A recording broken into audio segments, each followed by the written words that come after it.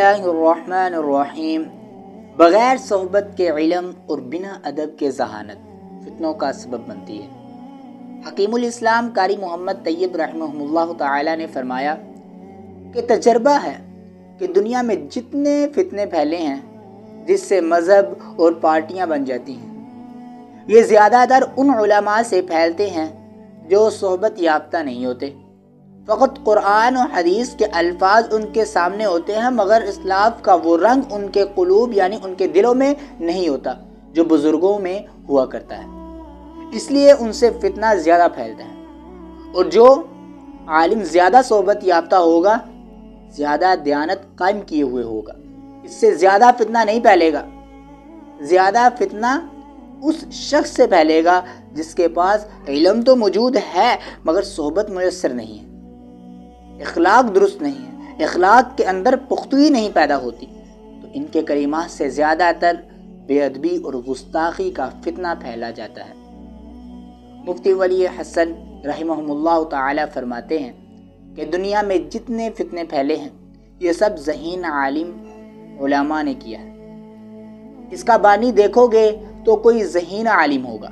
تو فرماتے تھے کہ جس ذہین عالم نے کسی اللہ والے کی صحبت اختیار نہیں کی اور خالی اپنی ذہانت اور علم پر بھروسہ کیا تو اس کا علم دنیا میں فتنہ بن گیا۔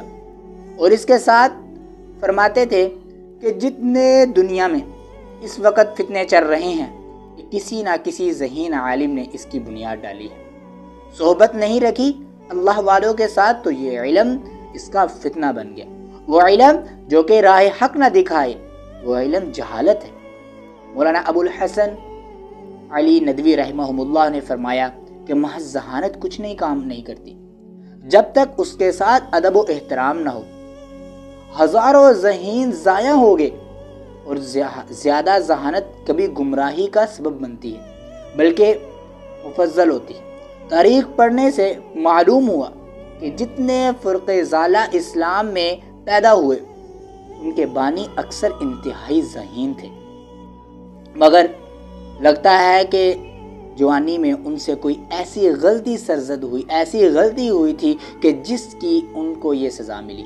تو کتاب و سنت کے عظمت، شریعت کا احترام اور اساتذہ اور بزرگوں کا ادب یہ سب سے مقدم ہے، اس کے بغیر کچھ نہیں حاصل ہو سکتا۔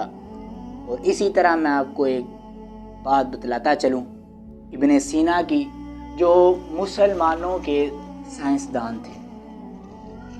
انہوں نے فرمایا کسی کی خواب کے اندر آئے مرنے کے بعد تو انہوں نے دیکھا، واللہ عالم ان کی حقیقت کیا ہے اللہ زیادہ بہتر جانتے ہیں۔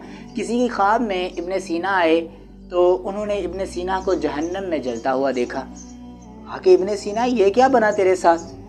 انہوں نے کہا کہ میں دنیا میں یہ سوچتا تھا کہ میری ذہانت اتنی ہے، اللہ نے مجھے اتنی ذہانت دی ہے کہ تو میں اپنی ذہانت کے ذریعے اللہ سے ہر عمل کروا لیتا، اللہ کو اپنے محبوب کو بھیجنے کی ضرورت نہیں تھی، میں اللہ کے محبوب کو نہیں مانتا تھا۔ بہرحال اس کی حقیقت کیا ہے اللہ بہتر جانتے ہیں۔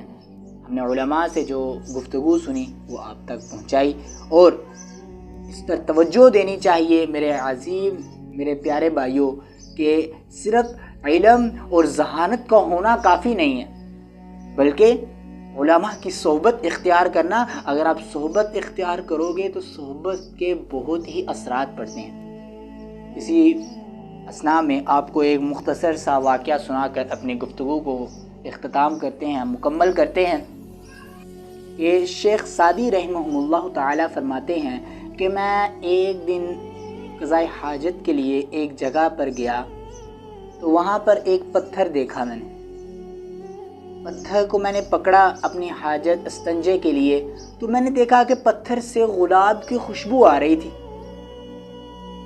تو میں نے پتھر سے پوچھا کہ تجھ سے خوشبو کیوں آ رہی؟ بنا تو مٹی کا ہے لیکن تجھ سے گلاب کی خوشبو آ رہی ہے۔ تو پتھر نے کہا میں ایک عرصہ گلاب کے پودے کی صحبت میں رہا ہوں۔ وہ ایک پتھر، ایک کنکری جو گلاب کی صحبت میں رہ کر اپنے اندر خوشبو سنبھالی۔